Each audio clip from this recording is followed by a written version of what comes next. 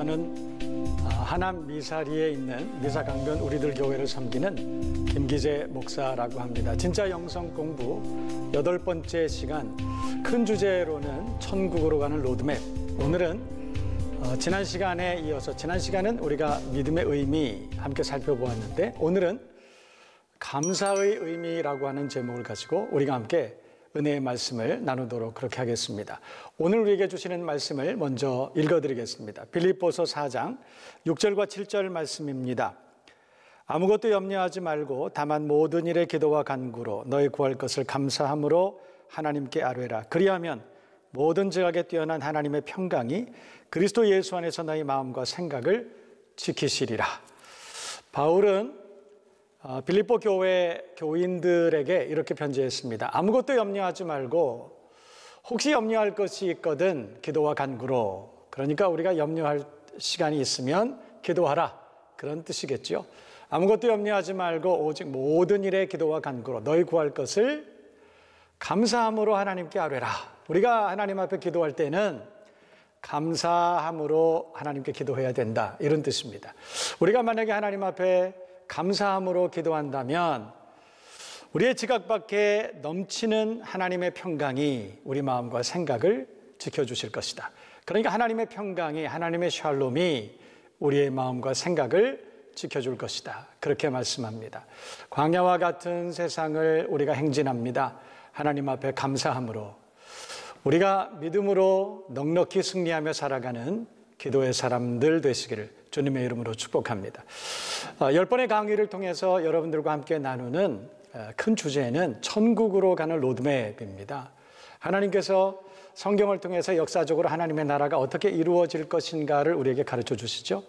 역사적으로 하나님의 나라가 어떻게 하면 이루어지느냐도 가르쳐 주시지만, 우리가 어떻게 하면 하나님의 나라를 그 가운데 맛보고 살아갈 수 있는가, 또 우리의 내면에 하나님의 나라가 먼저 어떻게 임할 수 있는가, 우리가 섬기는 가정과 교회와 직장과 모든 공동체 안에 하나님의 나라가 어떻게 임할 수 있는가, 이것을 우리에게 성경을 통해서 낱낱이 증거하고 또 가르쳐 주시는 줄로 믿습니다. 오늘은 감사함의 의미, 하나님의 나라는 감사함으로 이루어진다 라고 하는 그런 주제를 가지고 우리가 함께 말씀을 나눠보도록 하겠습니다. 여러분, 하나님의 나라, 천국이 이루어지는 로드맵은 기본적으로 성경에서 우리가 몇 가지 도식을 통해서 그 원리를 우리가 찾아볼 수가 있습니다. 제가 먼저 하나님의 나라에 관한 그 말씀 가운데 출애굽기 3장 7절과 8절 말씀을 근거로 해서 여러분들에게 먼저 기본적인 표를 소개해 드리도록 그렇게 하겠습니다. 하나님의 나라는, 이 말씀을 우리가 생각해 보면 쉽게 이해할 수가 있는데요. 성경은 출애굽기 3장 7절에서 8절까지의 말씀을 통해서 애굽으로부터 가나안에 이르기까지의 여정을 우리에게 설명하시면서 하나님의 나라에 대한 로드맵을 우리에게 가르쳐주고 있습니다. 여러분이 아시는 것처럼 이스라엘 백성들이 애굽에서 출애굽, 엑소더스했습니다. 하나님을 알지 못하던 그런 땅에서 하나님께서 하나님의 백성으로 그들을 부르셨다, 그렇게 성경은 말씀하고 있죠. 그때 아마도 출애굽한 사람들이 200만은 훨씬 넘고 300만은 조금 안 되는 그런, 아마도 굉장히 큰 거대한 무리였던 것 같습니다. 이 엄청난 큰 이스라엘 백성들이 출애굽했습니다. 홍해를 건너서, 그리고 광야로 진입을 했습니다. 여러분, 그런데 광야로 진입을 했지만 처음에 이 애굽을 떠났던 그분들 중에 거의 모두가 사실은 가나안 땅에 들어가지 못했다는 것입니다. 여러분이 아는 것처럼 갈렙과 여호수아 두 사람만이 하나님이 약속하신 가나안 땅에 들어갈 수가 있었다, 그렇게 말하죠. 그런데 그분들이 가나안 땅에 들어가지 못하고, 그리고 중간에서 그 가나안 땅을 가지 못하고 중간에서 실패했던 원인에 대해서 성경은 계속해서 반복해서 우리에게 그 원인을 말씀하고 있는데, 그것은 뭐냐면 원망과 불평이라는 것입니다. 탐욕과 원망과 불평, 그것이 이분들의 광야 40년을 성공하지 못하게 했다, 그렇게 말씀하시는 거죠. 그래서 오늘은 원망과 불평해서 가나안 땅을 얻지 못했던 그 우리 믿음의 선배들의 모습을 우리가 살펴보면서 우리는 어떻게 하면 하나님의 나라, 하나님께서 약속하신 또 아름다운 땅, 천국을 우리가 어떻게 하면 유업으로 얻을 수 있느냐를 우리가 함께 생각해 보도록 하겠습니다. 여러분, 원망과 불평 그 반대말은 뭘까요? 그것은 당연히 감사하겠죠. 원망과 불평 때문에 하나님의 나라, 하나님이 약속하신 땅을 얻지 못했다면, 반대로 우리가 하나님 앞에 감사하는 삶을 살아간다면 하나님의 나라를 경험할 수 있지 않을까요? 우리가 반대로 하나님 앞에 감사하는 삶을 산다면 하나님이 약속하신 천국을 유업으로 얻을 수 있지 않을까요? 저는 그렇게 오늘 가정하고 함께 감사에 대해서 천국으로 가는 로드맵을 함께 묵상해 보는 그런 시간을 가지도록 그렇게 하겠습니다. 얼마 전에 제가 섬기는 교단의 노회에서 목사님들이 여러분이 함께 어떤 지방에 어떤 행사가 있어서 가게 되는 일이 있었습니다. 버스를 타고 먼 거리를 가게 되었는데 마침 제 옆에 우리 교단의 젊은 목사님 한 분이 자리를 하고 계셨습니다. 그분은 제가 처음 보는 분이었는데 한참을 가다가 어떤 장로님께서 강원도에 있는 어떤 맛있는 찐빵을 한 박스를 사가지고 차에 올라타셨습니다. 그리고 그 찐빵을 하나씩을 나누어 주셨는데 그 찐빵 참 맛있었습니다. 제가 어디 찐빵이라고 말씀할 수는 없지만 아마 여러분들이 다 맛있는 찐빵을 기억하고 계실 것입니다. 그런데 찐빵 하나를 받고 제가 옆에 있는 목사님을 가만히 곁눈으로 봤더니 그 찐빵을 하나를 받고 오랫동안 기도하는 거예요. 그 찐빵 하나를 가지고 오랫동안 기도하는 그 모습을 보고 저는 참 감동을 받았습니다. 사실은 저는 그 목사님이 기도가 맞춰지기 전에 벌써 저는 기도를 끝내고 이미 그 찐빵을 한 입 베어 물고 있었습니다. 한편으로는 부끄럽고 한편으로는 그 옆에 있는 젊은 목사님이 참 존경스러워 보였습니다. 찐빵 하나를 먹으면서도 감사할 수 있는 영성, 우리에게 그런 것이 있다면 하나님께서 우리에게 지각밖에 넘치는 은혜와 평강의 복을 우리에게 주시지 않겠습니까? 여러분 모두가 올 한 해는 감사함으로 하나님의 나라를 경험하고 감사함으로 세상이 알 수 없는 은혜와 평강의 복을 누리고 살아가는 저와 여러분 모두가 되어야 할 줄로 믿습니다. 그런 생각해 봅니다. 여러분 시골 가면 어미닭을 쫓아서 병아리들이 줄지어서 부지런히 분주하게 뛰어다닙니다. 병아리가 작은 병아리 하나가 어느 날 목이 말라서 물을 한 모금 먹습니다. 작은 병아리 한 마리가 물을 한 모금 먹고 하늘을 바라보고 가만히 부리로 뭔가를 읊조리는 것 같습니다. 저는 그런 생각해 봅니다. 말 못하는 병아리도 물 한 모금을, 물 한 방울을 마시고도 하나님 앞에 감사하는 건 아닐까? 말 못하는 병아리도, 말 못하는 미물도 물 한 모금을 먹고도 하나님 앞에 감사하는 그 모습이 아닐까? 여러분, 우리가 하나님 앞에 그렇게 감사할 수만 있다면 작은 것이지만 그리 아니하실지라도 그럼에도 불구하고 그래서 더욱 하나님 앞에 우리가 감사할 수만 있다면 우리의 내면에 하나님의 나라가 임하게 될 줄로 믿습니다. 잘 치료받은 것도 감사하지만 그러나 병원에 가지 않은 것이 더 감사한 것 아닐까요? 저는 그런 생각을 해봅니다. 어떤 장로님 가정이 있었습니다. 저녁 식사 무렵이었는데 아들이 퇴근을 하고 돌아왔습니다. 그때 아버지 장로님에게 그렇게 말했다고 그럽니다. 아버지, 저 오늘 큰일 날 뻔했습니다. 길을 가다가 교통사고가 났는데 교통사고가 나서 차가 2바퀴나 빙빙 돌았습니다. 그런데도 하나님이 보호해 주셔서 그래서 하나도 다치지 않고 이렇게 퇴근할 수 있었습니다. 그 장로님이 그러시더래요. 참 좋은 일이 있었구나. 그런데 나는 너보다 훨씬 더 감사한 일이 있었다. 오늘 나는 여러 곳을 내가 원하는 여러 곳을 다녔지만 그러나 아무 일도 일어나지 않은 것이 내게 너무나 감사한 일이다. 그렇게 말씀했다는 거예요. 여러분, 치료해 주신 것도 감사하고 또 풍성하게 해주신 것도 감사하고 해결해 주신 것도 감사하지만 그러나 우리가 하나님 앞에 건강하게 숨쉬고 살아가고 우리가 하나님 앞에 아무 일 없이 이렇게 예배드릴 수 있는 것, 그것이 얼마나 감사의 제목이 되어야 하는지 우리가 함께 이 시간 생각해보고 여러분 심령 가운데 감사가 넘쳐나는 여러분 모두가 될 수 있기를 주님의 이름으로 축복합니다. 감사촌 불평촌 얘기 여러분 아시죠? 여러분 어떤 사람은 불평촌에 삽니다. 거기는 불평하는 사람들만 모여 있는 곳이죠. 또 어떤 사람은 감사촌에 산다고 합니다. 거기는 감사만 넘쳐나는 곳이죠. 불평촌에 있던 어떤 소년이 어느 날 감사촌에 있는 친구네 집에 놀러 갔다고 합니다. 날마다 불평하고 날마다 원망하고 날마다 불쾌해하고 부정적인 감정으로 힘들어하고 그러던 소년이 감사촌에 간 거예요. 거기 가니까 범사에 감사합니다. 무슨 일을 해도 다 감사하다, 서로가 고맙다 감사하다 그러는 거예요. 자기도 모르는 사이에 그냥 감사가 넘치는 감사를 하루 종일 했다고 그럽니다. 해가 뉘엿뉘엿 넘어가고 이제 자기 집으로 돌아오는 거예요. 자기 집에 돌아와서 식탁에 앉습니다. 어디 갔다 왔니? 오늘 아무것도 하는 것 없이 감사만 하고 왔어요. 그렇게 얘기했다는 거예요. 여러분, 감사 습관입니다. 감사는 우리를 행복하게 만들어주는 것이죠. 감사는 우리의 내면뿐만 아니라 감사하는 나를 통해서 우리의 가족들을 행복하게 만드는 거죠. 감사하는 나뿐만 아니라 우리 구역 식구들을, 우리 교회 식구들을, 내가 속한 직장의 모든 사람들을 다 행복하게 만드는 하나님의 은혜인 줄로 믿습니다. 여러분, 우리가 감사할 때 그곳에 천국이, 하나님의 나라가 이루어지는 줄로 믿습니다. 여러분, 우리가 그렇다면 언제 감사할까요? 우리가 언제 하나님 앞에 감사하게 될까요? 첫 번째는 하나님의 주권을 인정할 때가 아닐까, 그런 생각이 듭니다.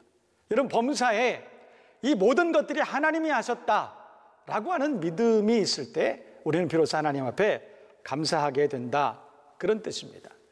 지금으로부터 한 20여 년 전 일입니다. 우리나라 교계 안에 아버지 학교가 시작되었던 그 즈음이 아니었나, 저는 그런 생각이 듭니다. 그래서 아버지 학교를 제가 등록을 해서, 그래서 아버지 학교에서 그 몇 주 동안의 과정을 함께 공부했던 적이 있습니다. 아버지 학교를 다 마치고 그리고 마지막 주가 되면 가족들을 초청하고, 그래서 우리가 함께 사랑을 나누는, 또 사랑을 고백하는 그런 시간이 있었던 것으로 제가 기억이 됩니다. 저는 20년이 지난 오래전 일이지만 저는 제가 그때 참석했던 아버지 학교 그 마지막 날을 저는 지금도 잊을 수가 없습니다. 어떤 선생님이 나오셔서 아버지 학교를 모두 마치고 그리고 간증을 했는데 그때 얼마나 많은 감동을 받았는지 몰라요. 그 간증의 내용은 지금 대략 기억해 보면 이렇습니다. 그 선생님은 시골 산골 오지 마을에 사셨다고 합니다. 산을 몇 개를 넘어가야 교회가 나오고 산을 몇 개를 넘어가야 학교가 나오는 그런 곳에서 그야말로 형설지공, 그렇게 공부를 했다고 합니다. 어렸을 때 너무너무나 가난했기 때문에, 그래서 어렸을 때 그 마음의 소원은 뭐였냐면 내가 나중에 크면 선생님 되겠다. 왜냐하면 그 어린 소년이 그 산골 마을에서 만날 수 있었던 가장 존경하고 가장 높은 분은 선생님이었기 때문에 그랬다고 합니다. 그래서 열심히 공부했습니다. 그래서 정말로 열심히 공부해서 그 어린 소년은 청년이 되고 그리고 사범대학에 가게 되었다고 그럽니다. 그래서 그 대학을 공부를 잘 마치고 선생님으로 그렇게 발령을 받게 되었는데, 그때 가난이 너무 싫었기 때문에, 행복한 가정을 꿈꾸던 그 열망이 너무 강했기 때문에, 그래서 학교를 다닐 때 학교 동급생이었던 어떤 여학생을 만나서 그래서 결혼을 약속하고 그리고 이른 나이에 결혼을 했다고 합니다. 결혼할 때에는 부푼 꿈이 있었겠죠. 이제 고생 끝이다. 이제 고생 끝, 행복 시작이다. 이렇게 부푼 마음을 가지고 신혼생활을 시작했다고 합니다. 얼마 되지 않아서 하나님께서 생명 주셨습니다. 그래서 어린 아이를 낳게 됐고, 그래서 그 가정엔 기쁨이 충만했습니다. 그런데 이 아이가 100일이 되고 또 넉 달이 되고 5달이 되고 시간이 점점 지나가는데 좀 이상한, 이 아이에게 좀 이상한 그런 모습들을 발견하게 되었다는 것이죠. 나중에 이 아이가 점점 자라나는데 알고 보니까 발달 장애가 있었던 것입니다. 지적으로 문제가 있었습니다. 그래서 이 아이가 점점 자라나고는 있지만 자기 친구들과 똑같은 정신적인 연령을 그렇게 자라나는 것이 아니라 사회적으로 문제가 있는 그런 아이로 자라나게 되었다는 것이죠. 얼마나 그것이 괴로웠는지. 아이가 12살, 13살이 지나는데, 그런데 이 아이가 동네에 나가서 창피를 당합니다. 부끄러운 일을 당하고 옵니다. 그때 그 아이를 바라보는 그 아빠의 마음이 너무너무나 힘들고 너무 두렵고 그리고 너무나 부정적인 감정에 그때 쌓여 있었다고 그럽니다. 그래서 날마다 술을 마십니다. 술을 마시고 하나님 앞에 날마다 불평했습니다. 하나님, 나는 어렸을 때부터 산을 2개를 넘어서 교회를 다녔고 지금도 변함없이 나는 정직한 마음으로, 나는 신실한 마음으로 내가 이렇게 신앙생활도 열심히 하고 그렇게 삽니다. 그런데 하나님, 이게 뭡니까? 내가 하나님 앞에 특별히 잘못한 것도 없는데 어떻게 우리 가정에 이런 불행이 있을 수 있습니까? 저 아이는 내게 합당하지 않습니다. 하나님 실수하신 겁니다. 하나님 너무하십니다. 그래서 날마다 믿음을 포기하고 그리고 술을 마시기 시작했다고 그럽니다. 알코올 중독자가 됐습니다. 10년이 지나고 15년이 지나고 아이는 점점 자라나는데 동네에서 부끄러움을 당하고 손가락질을 당하고, 이 아빠는 점점 알코올 중독자가 돼서 그래서 정상적인 생활을 하기가 어려운 상태가 됩니다. 학교에서 교장 선생님이 불렀습니다. 선생님, 동네 소문이 너무 좋지 않습니다. 그리고 선생님, 알코올 중독자입니다. 아이들 가르칠 자격 없습니다. 교사에서 하차하게 되었다고 그럽니다. 인생이 너무나 힘들었습니다. 자포자기하고 싶었습니다. 날마다 술을 더 마시고 더 마시고 맨정신으로는 그 집에 들어갈 수가 없었다는 거예요. 맨정신으로는 그 아이를 바라볼 수가 없었다는 것입니다. 어느 날 술을 삐뚤어지게 마시고 그리고 집으로 비틀비틀 걸어갑니다. 그런데 집으로 비틀비틀 걸어가는 그때 유난히 날마다 지나가는 그 길이었지만 유난히 어떤 작은 교회의 십자가가 눈에 띄더라는 거예요. 자기도 모르게 그 발걸음을 성전으로 마침 그 예배당의 문이 열려 있었다는 것이죠. 그리고 예배당의 문을 삐걱 열고 들어갔습니다. 그곳에 무릎을 꿇고 앉았습니다. 얼마나 눈물이 나오는지, 얼마나 마음에 절망이 되고 얼마나 하나님 앞에 섭섭한 마음이 있었는지 울부짖으며 기도했습니다. 하나님, 어떻게 이럴 수 있습니까? 하나님, 왜 나를 이렇게 불행하게 만드십니까? 하나님 앞에 떼굴떼굴 굴르면서 원망하고 울부짖고 그러다가 자기도 모르게 잠이 들었다는 거예요. 그런데 잠이 들었는데 어느 틈엔가 어떤 환한 빛이 들어오는데 자기도 모르게 잠결인지 뭔지 잠이 깼다는 것이죠. 그때 눈을 감았는지 떴는지 자기가 기도하는 중이었는지 아니었는지 모르지만 그 앞에 환한 빛이 비치면서 누군가가 자기의 이름을 부르더라는 거예요. 그 자기의 이름을 부르는 그분이 보이지는 않지만 누구신지 알았다는 거예요. 그때 그분이 그렇게 말씀했다고 그럽니다. 아무개 집사야, 내가 그 아이를 이 땅의 어느 가정에 보낼까 수많은 가정을 다니다가 그래도 이 아이를 가장 믿음으로 잘 양육할 수 있는, 이 아이를 하나님의 마음으로 잘 양육할 수 있는 그 가정을 찾다가 너희들 가정이 가장 적합할 것 같아서 그래서 내가 이 아이를 너희 가정에 보냈다. 그 말을 듣는 순간 오랫동안 참아왔던 그 눈물이 터져나왔습니다. 하나님, 그러셨군요. 나를 불쌍히 여기시고 나를 인정해 주시고 그래서 하나님 내게 이 천사를, 하나님의 자녀를 보내주셨군요. 그때 이분이 크게 회개하고 거기서 주님을 만나고 감사하고 그리고 그 집으로 돌아왔을 때 하나님께서 그 자녀가 하나님께서 보내신 천사 같은 자녀임을 깨닫고 그 하나님의 뜻, 하나님의 주권을 깨닫고 하나님이 함께 하시고 하나님이 보내셨다는 것을 깨닫고 하나님 앞에 무한 감사를 드리고 그리고 그 자녀를 성심으로 섬기면서 지금까지 이렇게 살아오고 있노라고 그렇게 고백하는 것을 들었습니다. 그 아빠가 간증했습니다. 그때 저 뒤에 있던 아내가 꽃다발을 들고 그 남편에게로 갑니다. 그 남편에게 그 간증을 하고 고백한 그 남편에게 그 꽃다발을 가지고 그 걸어가는 그 아내가 어깨를 들썩이며 하나님 앞에 감격하고 울면서 갑니다. 그리고 그 꽃다발을 전해주고 그들이 부둥켜 안고 우는 모습을 저는 지금도 기억합니다. 여러분, 우리가 살다 보면 우리가 이해할 수 없는 일을 만납니다. 우리가 원치 않는 일들을 만날 수도 있습니다. 하나님 왜 그러십니까? 하나님 나를 미워하십니까? 하나님 나를 저주하신 것 아닙니까? 우리는 그렇게 하나님 앞에 반문할 수 있습니다. 그러나 여러분, 아닙니다. 하나님은 하나님의 계획 안에 우리를 사랑하시기 때문에 그 연단을 주시고 그런 과정을 허락하시고 그런 일들을 통해서 하나님을 만날 수 있는 기회와 은혜를 주시는 분인 줄로 믿습니다. 그래서 우리가 하나님 앞에 원망하지 않습니다. 불평하지 않습니다. 오직 모든 일에 기도와 간구로 우리 구할 것을 감사함으로 하나님께 아뢰어야 되는 것입니다. 우리가 하나님 앞에 감사함으로 우리의 모든 사정을 아뢰면 지각 밖에 넘치는 하나님의 은혜와 평강으로 우리를 붙들어 주시는 줄로 믿습니다. 여러분, 올 한 해는 더 많이 감사하십시다. 올 한 해는 하나님 앞에 감사함으로 영광을 돌리고 하나님을 기쁘시게 해드릴 수 있는 감사의 사람이 되시기를 주님의 이름으로 축원합니다. 축복합니다. 여러분, 우리가 언제 감사하게 될까요? 두 번째는 우리가 지난 날을 기억할 때 감사하게 된다. 그렇게 말해요. 여러분, 영어에 thank you라고 하는 thank라고 하는 말은 think라고 하는 말과 어원을 같이 한다고 그렇게 말합니다. 생각하다라는 말과 어원을 같이 한다는 것이죠. 다시 말해서 여러분, 감사는 기억의 영성이라고 성경은 말씀하고 있습니다. 여러분, 신명기 8장 2절 말씀을 보면 내 하나님 여호와께서 이 40년 동안에 내게 광야 길을 걷게 하신 것을 기억하라, 이렇게 말씀하고 있습니다. 기억하라. 여러분, 신명기 8장이 왜 지난날을 기억하라 라고 말씀했을까요?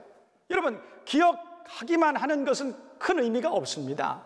왜 기억하라고 하셨을까요? 우리가 그것을 기억하고 하나님께 대한 감사가 회복되기를 하나님께서 기대하셨다는 것입니다. 여러분, 그러나 우리가 지난날을 기억해 봅니다. 좋은 일만 있었을까요? 여러분, 이스라엘이 지난 광야 40년을 돌이켜 기억해 봅니다. 좋은 일만 있었을까요? 아마도 거기에는 슬픈 일이 있고 낙심했던 일이 있고 기억하고 싶지 않은 그런 일들도 얼마든지 많이 있었을 것입니다. 그러나 하나님 왜 우리에게 기억하라 그렇게 말씀했을까요? 여러분, 우리가 그 기억을 통해서 하나님께서 우리를 어떻게 베풀어 주시고 또 통과하게 하시고 피할 길을 내시고 능히 감당하게 하시고 믿음의 어깨를 주셔서 어떤 장애물, 어떤 고난도 날아서 넘어갈 수 있도록 해주신 그 은혜를 하나님께서는 기억하라 그렇게 말씀하셨다는 것입니다. 여러분, 지금은 폐 시대입니다. 고양이도 기르고 강아지도 기르고 사람들이 참 많은 펫들을 기릅니다. 그러나 고양이를 기르는 사람들보다 여러분, 강아지 기르는 사람들이 훨씬 더 많다고 그럽니다. 왜 그럴까요? 저는 그런 생각해 봤어요. 여러분, 고양이는 9번을 잘해주다가도 한 번을 섭섭하게 하면 그 섭섭한 것 한 번을 기억하고 그 주인에게 쉽게 가까이 오지 않는다는 그런 이야기가 있습니다. 아마도 제가 잘못 알고 있을 수도 있겠지만, 그러나 강아지는 9번을 구박을 했는데도 한 번을 주인이 잘해주면 그 한 번 잘한 그것을 기억하고 주인이 부를 때마다 여지없이 달려온다고 그렇게 말합니다. 그래서 사람들은 강아지를 더 이뻐한다 그렇게 말하는 걸 제가 들었습니다. 여러분, 지난 날을 생각해 보면 정말로 감사할 일도 있고 지난 날 생각해 보면 섭섭한 일도 있고 우리가 이해할 수 없어서 우리가 그것을 이해할 수 없어서 그것이 하나님의 은혜였지만 그러나 그것이 이해되지 않아서 하나님을 원망하고 불평하고 좌절하고 실망하고 우울해하고 그랬던 적도 있습니다. 그러나 지난 날을 돌이켜보고 오히려 하나님 앞에 감사하는 우리가 될 수 있다면 하나님 우리를 축복하시고 인도해 주실 줄로 믿습니다. 뿐만 아니라 하나님께서 하나님 앞에 우리가 언제 감사해야 될까 지혜롭게 해석할 수 있을 때 그때 우리가 하나님 앞에 감사할 수 있지 않겠나 그런 생각이 듭니다. 저는 오래전에 부도감사라고 하는 말 들은 적이 있습니다. 제가 섬기던 어떤 교회에 장로님 한 분 계셨습니다. 그 장로님께서는 오랜 사업을 하셨지만 그러나 그 사업이 제대로 되지 않았어요. 그래서 그 사업이 어떤 불의한 일로 인해서 부도가 나게 됐습니다. 모든 걸 다 잃어버리는 그런 때, 그때 그 장로님이 교회 가운데 헌금을 하셨어요. 감사 헌금 제목이 부도 감사였다는 것입니다. 여러분, 그 부도 감사, 그 감사의 제목 때문에 온 교인이 다 은혜 받았습니다. 그리 아니하실지라도 하나님 앞에 감사, 그럼에도 불구하고 하나님 앞에 감사, 전천후 감사를 드리는 그 감사 때문에 온 교인이 큰 은혜를 받았던 것을 우리가 기억합니다. 여러분, 다윗은 시편을 많이 기록한 사람입니다. 여러분, 그런데 다윗의 시편을 보면 감사의 내용이 참 많습니다. 여러분, 다윗의 시편을 보면 감사의 내용이 많지만 실제로 다윗이 그렇게 감사가 충만한, 감사가 정말 넘치는 그런 인생을 살았을까요? 사실 성경을 우리가 살펴보면 그렇지 않습니다. 다윗은 이새의 아들, 8번째 아들 다윗은 선지자 사무엘을 통해서 들판에서 양을 치고 있을 때 내가 이후에 하나님이 택하신 주의 종이 될 것이다. 이 나라 민족을 위해서 네가 크게 쓰임을 받을 것이다. 하나님께서 다윗을 예선하신 그때부터 다윗에게는 사실은 파란만장한 인생이 시작됐습니다. 얼마나 많은 고난을 경험했는지 모릅니다. 하나님께서 선택하셨다는 그 이유만으로, 하나님께서 너는 내 것이라 성령으로 인쳐주시고 그리고 붙들어 주신 그 이유 하나만으로 다윗은 그의 인생이 파란만장한 그런 삶을 살아갑니다. 그러나 여러분, 시편 말씀을 보면 다윗은 늘 하나님 앞에 감사합니다. 여호와 하나님은 나의 힘이시오 방패시오 피할 바위시오 나의 하나님이시라고 다윗은 날마다 하나님 앞에 그렇게 감사하는 그런 영성을 가지고 있었다는 것이죠. 여러분, 어떻게 해서 그런 감사가 가능했을까요? 여러분, 그것은 해석의 은혜였기 때문입니다. 여러분, 우리가 세상을 살아가면서 수없이 많은 일들을 경험합니다. 만납니다. 그러나 그 일들을 만날 때마다 우리가 그 일을 어떻게 해석하느냐에 따라서 그 일의 열매가, 결과가 달라질 수 있다는 것입니다. 범사에 하나님 앞에 감사할 수 있는 저와 여러분 모두가 되시기를 주님의 이름으로 축복합니다. 여러분, 우리가 하나님 앞에 감사하는 것을 전천후 감사라고 그러지 않습니까? 어떤 사람은 선택적으로 감사합니다. 어떤 사람은 조건적으로 감사합니다. 하나님, 이러이러한 일들이 많이 있었는데 그 중에 이것은 감사합니다. 다른 이런 것들은 감사하기 어렵지만 그런 하나님 이것은 감사하네요. 우리가 그렇게 얘기할 때가 있습니다. 어떤 사람들은 하나님께서 이렇게 해주시면 그러면 내가 하나님 앞에 감사하겠습니다. 조건적 감사. 그렇게 하는 분들도 저는 적지 않게 봤습니다. 하나님께서 올 한 해 남편에게 사업 주셨는데 이 사업이 잘 되면 하나님 내가 이렇게 감사하겠습니다. 여러분, 그렇게 감사의 내용을, 그 감사의 조건을 가지고 있는 그런 분들 참 많습니다. 그러나 여러분, 우리가 해석의 은혜를 가지고 범사에 모든 일에 그리 아니하실지라도 그럼에도 불구하고 하나님 앞에 우리가 감사하게 된다면 하나님께서 우리의 감사의 제사를 받으시고 더 좋은 것으로 우리에게 베풀어 주시는 줄로 믿습니다. 여러분, 그렇다면 우리가 하나님 앞에 감사하고 산다면 하나님께서는 감사하는 사람들에게 어떤 은혜를 주실까요? 저는 이 강의, 이 설교를 준비하는 가운데 그런 생각이 문득 들고 저 혼자 피식 실소를 제가 했습니다. 갑자기 딸 생각이 났습니다. 여러분, 제게는 아들이 하나 있고 딸이 하나 있습니다. 막내가 딸입니다. 여러분, 언젠가 오래전입니다. 이 딸아이가 이제 고등학생쯤 됐던 그 어떤 시점이라고 저는 기억을 하는데 어느 날 제게 와가지고 제 책상 위에 있는 달력에다가 동그라미를 표시를 하고 갔어요. 그 동그라미 보니까 내 생일 이렇게 써놨어요. 자기 생일이라는 것이죠. 앞으로 한 달 뒤에 아빠 제 생일입니다. 그 생일에 선물 사주세요. 아마도 그런 사랑스러운 시위가 아니었겠나 그런 생각이 듭니다. 제가 속으로 그때 한 달쯤 남았으니까 그때 내가 딸을 기쁘게 해줘야겠다 그랬지만 목에 너무 바빴습니다. 성도들을 살피느라 또 교회를 하느라 분주하게 오가다가 제가 그 딸아이 생일을 잊어버린 거예요. 어느 날 밤 9시, 10시 다 됐는데 이제 집으로 돌아가려고 책상 위에 있는 달력을 문득 쳐다보다가 그 책상 위에 달력에 그 날짜에 동그라미가 쳐 있는 걸 제가 발견했습니다. 오늘이었구나. 케이크를 사러 가려고 해도 이미 시간은 10시에 가까운 시간, 아무것도 준비할 수 있는 그런 여유가 없었습니다. 그래서 큰일 났다 그런 생각을 하고, 그렇다면 내가 이 딸아이에게 내 마음의 표현을 어떻게 하면 좋을까? 그래서 제가 제 책장을 다 뒤져보기 시작했습니다.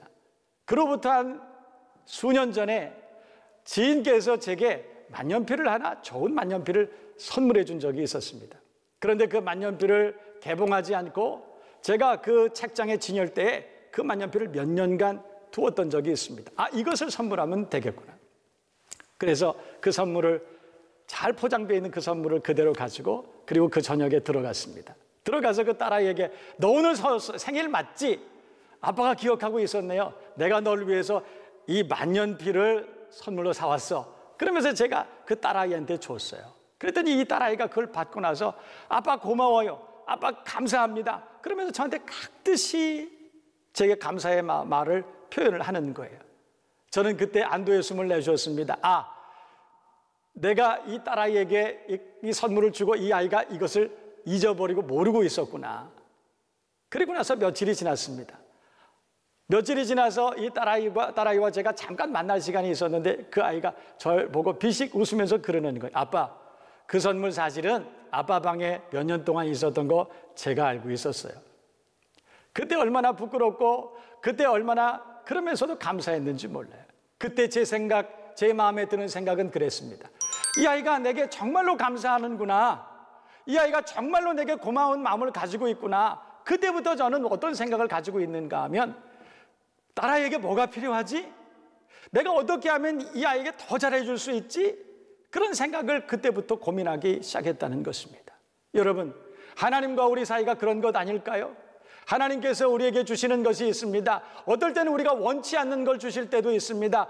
우리의 기대에 못 미치는 것을 주실 때도 있습니다. 그러나 그때마다 하나님 앞에 우리가, 하나님 정말 고맙습니다, 하나님 정말 감사합니다, 우리가 하나님 앞에 그렇게 고백한다면, 하나님께서는 아무개 집사에게 내가 어떻게 하면 더 좋은 걸 줄 수 있지?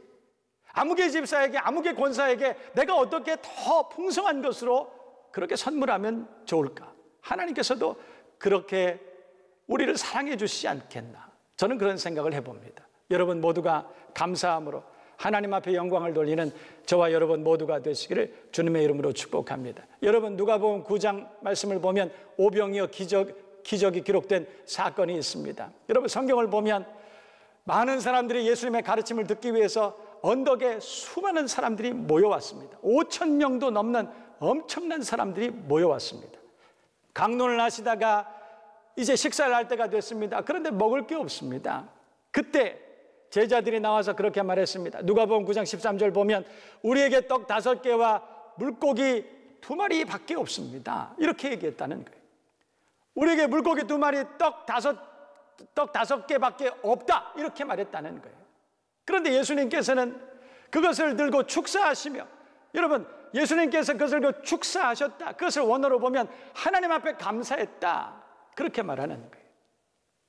제자들은 그것밖에 없다고 말했지만은 예수님께서는 그것을 주시는 하나님 앞에 풍성한 감사를 드리며, 하늘의 하나님 앞에 감사하며 그것을 떼어주실 때 기적 같은 역사가, 그 5,000명이 먹고도 수없이 많은 것이 남는 그런 역사가 일어났다. 성경은 그렇게 말합니다. 여러분, 우리가 하나님 앞에 감사하면 더 풍성해집니다.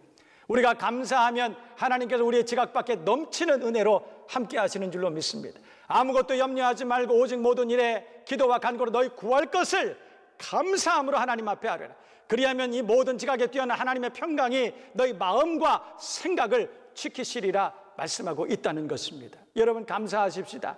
올 한 해는 주신 은혜를 감사합시다. 해석의 은혜, 범사의 하나님 앞에 감사하며 주님 앞에 나아가십시다. 그러면 하나님께서 우리에게 더 좋은 것을 베풀어 주시고 하나님 홀로 영광을 받으시고 우리의 평생을 동행하시는 은혜를 덧입혀 주실 줄로 믿습니다. 여러분 모두가 이 말씀을 기억하고 올 한 해는 여러분 모두가 서로가 감사하고 그 감사가 띠를 이루고 그 감사가 파도가 되고 그 감사가 온 인류를 행복하게 만드는 그런 역사가 올 한 해 있기를 주님의 이름으로 축원합니다. 저는 이런 말 듣고 너무너무나 웃었습니다. 여러분, 감사해도 때 감사 있다, 감사 풍년, 감사 벼락 맞았다, 감사 세례다, 저는 이런 말 듣고 나서 얼마나 웃었는지 몰라요. 여러분, 때 감사가 얼마나 많으면 그런 표현을 썼을까요? 감사 풍년, 여러분 우리의 내면에 감사가 넘친다면 얼마나 행복하겠습니까? 우리의 가정 가운데, 우리 교회 가운데, 우리가 속한 모든 공동체 가운데 감사가 넘친다면 거기가 거기가 천국 아니겠습니까? 저는 간혹 지옥이 어떤 곳일까 그렇게 상상해 볼 때가 있습니다. 지옥이 어떤 곳일까? 제가 가만히 상상을 해봤습니다. 아마도 지옥은 끝이 없는 무적행, 끝이 없는 어둡고 긴 터널, 끝이 없는 어두운 그런 동굴 안에 저 깊은 곳에 거기에 꺼지지 않는 불이 계속해서 타오르고, 그리고 그곳에서 벌거벗은 사람들이 그 굴 입구를 향해서 손을 들고 그 손을 땀을 흘리면서 그 입구를 향해서 이렇게 소리 지르는 것이, 이것이 지옥 아닐까? 더 달라고 이렇게 하는 것이 지옥이 아닐까? 저는 그런 생각을 해봐요. 여러분, 우리가 사는 세상이 어쩌면 지옥일 수 있습니다. 더 크게, 더 많이 주세요. 더 크게 주세요. 더 높여주세요. 우리가 만약에 그렇게 하나님 앞에 기도하고 날마다 하나님 앞에 그렇게 요구하고 살아간다면 여러분, 그 내면이 지옥 아닐까요? 하나님께서 주신 것에 감사하고, 그리 아니하실지라도 감사하고, 그럼에도 불구하고 하나님 앞에 감사하고, 우리가 그렇게 살아갈 수만 있다면 하나님께서 우리의 내면 가운데 하나님 나라를 허락하시고 천국을 맛보게 해 주실 줄로 믿습니다. 선지자 하박국은 3장에서 그렇게 말합니다. 우리의 양이 없고 외양간 소가 없고 또 식물이 없고 또 먹을 무화과나무, 뭐 포도나무, 감람나무, 소출이 없어도, 열매가 없어도 나는 여호와 하나님을 인하여 그 하나님 때문에 기뻐하고 즐거워하리로다, 그렇게 말씀하고 있다는 것입니다. 여러분, 환경 때문에 우리가 하나님 앞에 불평하고 원망하고 환경 때문에 감사하지 못하고, 여러분, 그것이 얼마나 안타까운 일인지 몰라요. 어떤 환경 때문에 더 많이 주셔서 감사하고 높여주셔서 감사하고 그런 것이 아니라, 우리의 양이 없고 외양간에 소가 없고 아무것도 없을지라도, 우리에게 하나님께서 아무것도 주시지 않았을지라도 나는 오직 하나님으로 인하여, 여호와 하나님으로 인하여, 그분이 나의 하나님 되심으로 인하여 내가 기뻐하고 즐거워하리로다, 내가 감사하리로다. 우리가 그렇게 고백할 수만 있다면 하나님의 나라가 우리 가운데 임하게 될 줄로 믿습니다. 우리가 하나님 앞에 그렇게 감사할 때 우리의 가정이 천국 같은 가정 되고, 우리가 하나님 앞에 그렇게 고백하고 감사할 때 여러분이 속한 모든 구역이 교회가 천국 같은 믿음의 공동체가 될 줄로 믿습니다. 여러분, 무엇이든지 감사함으로 받으면 다 복이 되는 줄로 믿습니다. 여러분 모두가 하나님 앞에 감사하며 그렇게 올 한 해를 믿음으로 승리하며 살아갈 수 있기를 바랍니다. 여러분, 제가 섬기는 교회는 2019년부터 새 운동을 하나 시작합니다. 오감사 운동이라고 하는 그 운동, 그 캠페인을 시작을 했습니다. 물론 성경을 한번 읽는 것도 중요하고, 또 중보기도 하면서 하나님 앞에 기도하고 그렇게 살아가는 것도 중요하고, 선교하고 전도하는 것도 중요합니다. 여러분, 그러나 제일 역점적으로, 제일 큰 역점을 두고 올 한 해 목표를 가지고 온 교인이 함께 동참할 수 있는 캠페인, 그것이 오감사 캠페인입니다. 하나님 앞에 날마다 5가지 감사하자, 이것이 올 한 해 우리 교회가 추구하는 캠페인입니다. 날마다 아침에 일어나서 제일 먼저 하나님 앞에 감사의 제목을 5가지를 정합니다. 그래서 5가지의 감사의 제목을 단톡방에 올립니다. 내가 속한 모든 사람들에게 5가지의 감사를 다 퍼뜨립니다. 그러면 그 감사를 읽는 사람들이 행복해집니다. 그 감사를 읽는 사람들에게 감사 바이러스가 전해지게 됩니다. 그분들이 그 감사, 그 오감사를 읽으면서 얼마나 감사하는지, 감사의 그 마음들이 생겨나고, 그 감사 5가지의 감사가 그 친구들을 통해서 친구들에게 계속해서 번져나가고, 그래서 그 글을 읽는 모든 사람들이 행복해지는 그런 한 해가 될 수 있기를 기도하면서 우리는 오감사를 그렇게 시도합니다. 여러분, 올 한 해 우리 교회뿐만 아니라 여러분들이 속한 교회에도 오감사가 시작됐으면 좋겠습니다. 하나님께 감사하는 여러분 될 수 있기를 주님의 이름으로 축복합니다. 저는 게다가 더불어서 하나님 앞에 5가지의 감사를 날마다 아침과 저녁으로 시간이 될 때마다 하나님 앞에 드리는 그 감사뿐만 아니라 배우자에게 감사의 편지를 보내는 그 운동을 하고 있습니다. 감사가 넘쳐날 때 거기 천국입니다.